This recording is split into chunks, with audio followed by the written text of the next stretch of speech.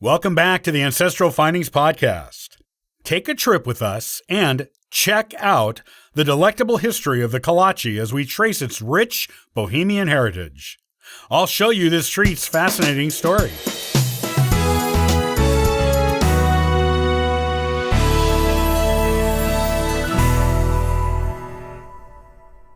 Ever wonder about that baked bread and fruity smell wafting from your grandmother's kitchen or the local church or farmer's market? You're in luck.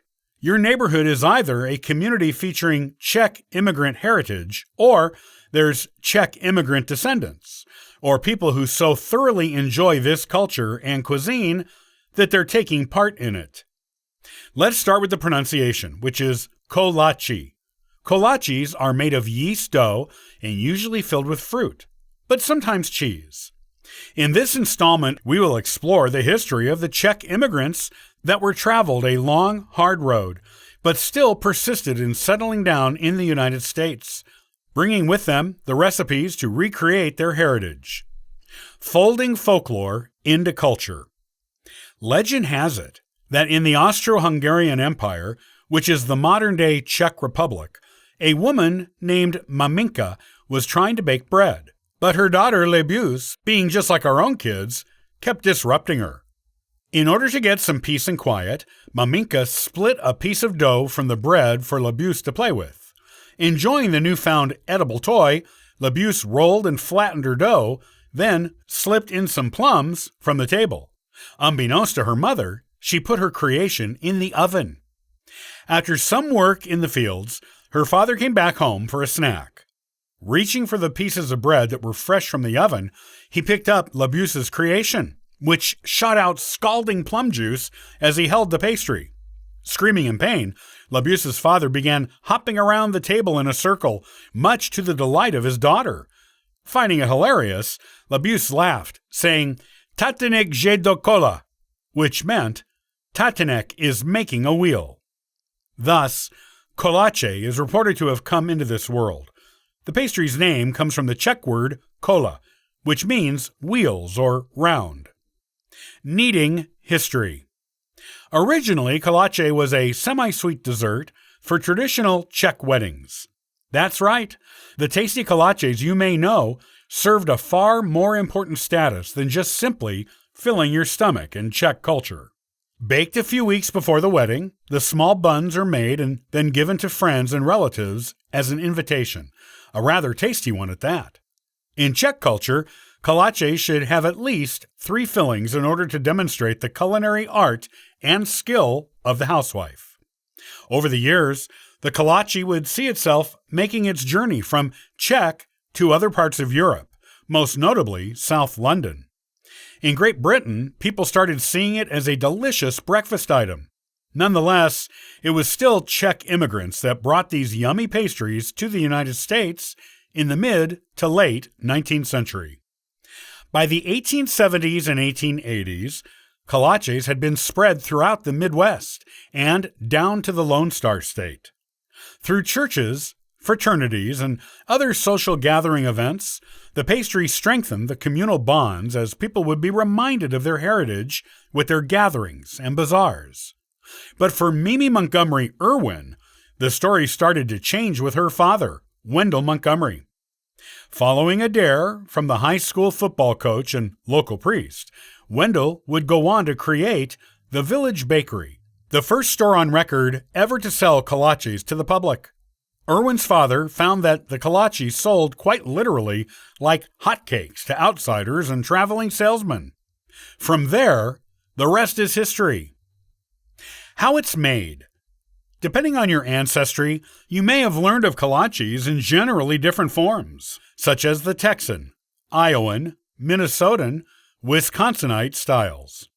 Though overall, apart from the Texas kind, the rest are pretty similar. Traditionally, Kolaches are made with fruits and herbs native to Czechoslovakia, such as apricot, apple, prune, poppy seed, peach, and cherry fillings. Cheese is also a popular cultural choice, too. However, it's nothing like cheddar or mozzarella that you might be familiar with. Lifestyles centuries ago were considerably harder than the lives we live right now, and the then frugal Czechs would use cheese curds, also known as cottage cheese, for a choice of Kolache filling. Nowadays, you get more fancy and American fruity flavors, such as raspberry, cranberry, apple, and pineapple, all of which were integrated into the pastry-making process to fit the palates of Americans.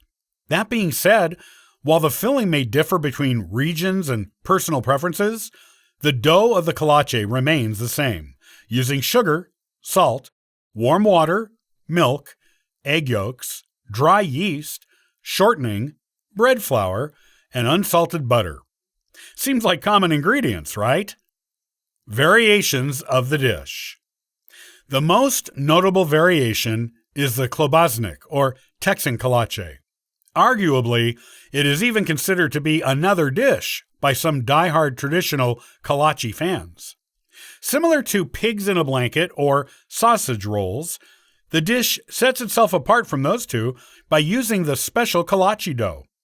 Originally served with sausage only inside, the increase in popularity of the dish has seen new fillings pop up, things like ham, cheese, eggs, and peppers.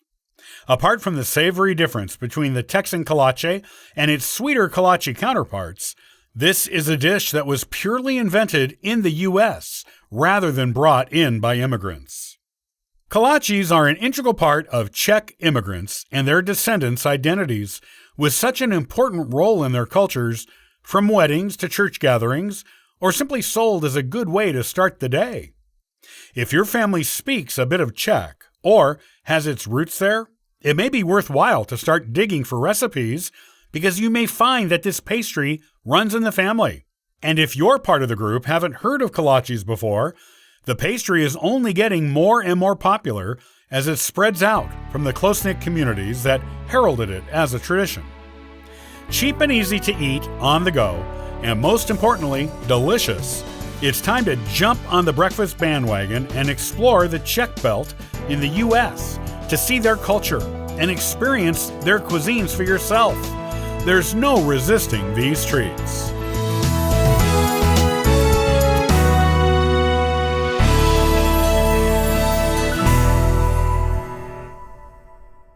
Many thanks for listening to and following the Ancestral Findings podcast. Did you know that AncestralFindings.com has offered free genealogy lookups for 27 years on the internet?